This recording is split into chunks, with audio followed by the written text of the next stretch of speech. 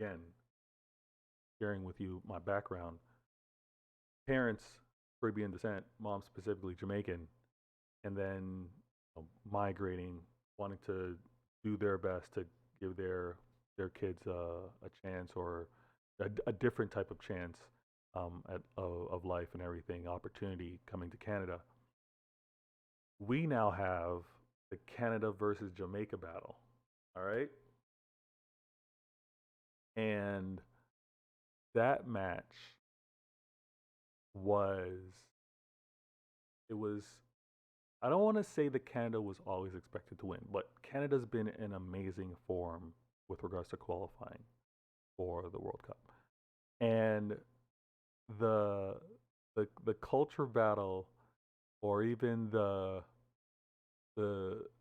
being torn between kind of like where you live and where your family's from, where your parents are from, was in full effect. And it made for even more enjoyable and memorable moment.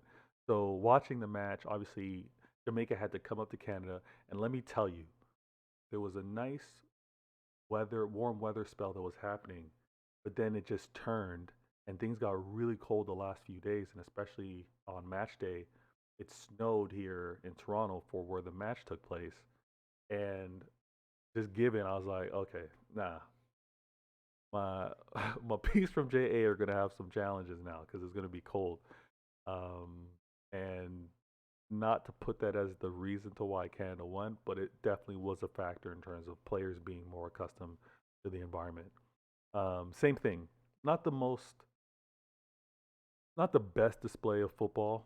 I think from a control standpoint and controlling the match and enforcing one's will, Canada was the more dominant team, and Canada was in great position to come out with a win, which they did. And it was so the last time Canada had qualified for the World Cup was 1986. So people were wilding, loving the fact that Canada's not qualified, and then you look at the squad, you look at the representation on that team.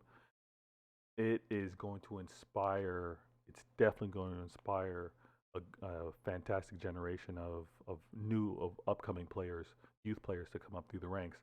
And to be honest with you, the men are finally matching what the women in Canada have been doing for a good minute now. Like the women have been competing at the Olympic level, at the World Cup level.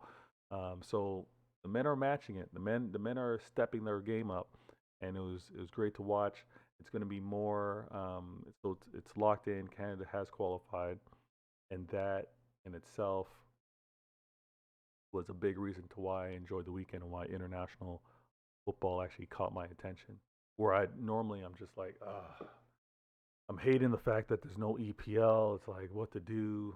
Obviously, for many of us, watching football, watching the EPL, and especially, it's like that little escape. What we really where we focus our attention and we kind of get through some of the mundane and blase, right?